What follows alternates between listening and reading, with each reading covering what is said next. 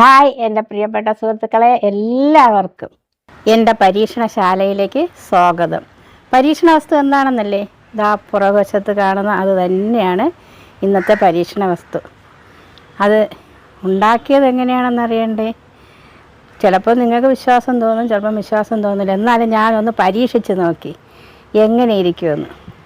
ഇന്ന് ഉച്ചയ്ക്ക് ചോറ് വെച്ചപ്പോൾ കിട്ടിയ കഞ്ഞിയുള്ളതാ ഒരല്പം മഞ്ഞപ്പൊടിയും കൂടെ ഇട്ട് ഇങ്ങനെ കലക്കി അത് കുറച്ച് കഴിഞ്ഞ് കുറുകി വന്നു. അതിൽ ഞാൻ കുറച്ച് സാധനങ്ങളൊക്കെ ചേർത്തുള്ളൂ. ഏലക്ക ചേർത്തു, പിന്നെ പഞ്ചസാര ചേർത്തു, അത് കഴിഞ്ഞിട്ട് ഉപ്പ് ചേർത്തു.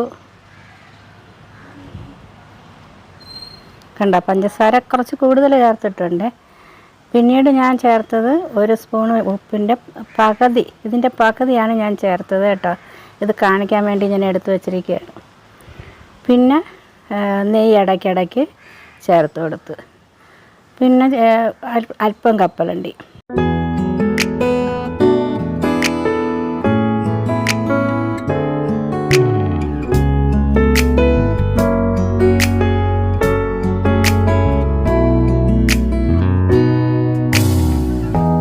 햇살이 너무 좋았어.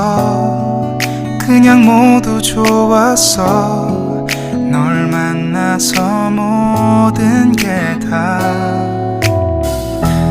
잠에서 깨어나서 휴대폰을 먼저 보게 돼. 참 많이 변했다는가. 세상에서 제일 행복한 순간 널 만나고 매일 겪게 돼. 매일은 감사하죠. 그대가 곁에 있어서 언제나 오늘 같길 기도해요. 그대와 함께라는 건 영원한 축복 같아서.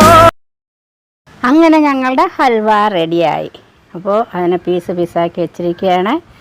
നല്ല ടേസ്റ്റ് ഉണ്ടായിരുന്നു, സോഫ്റ്റാണ്. അപ്പോൾ കുറച്ചുകൂടെ കട്ടിയാക്കി എടുക്കാം.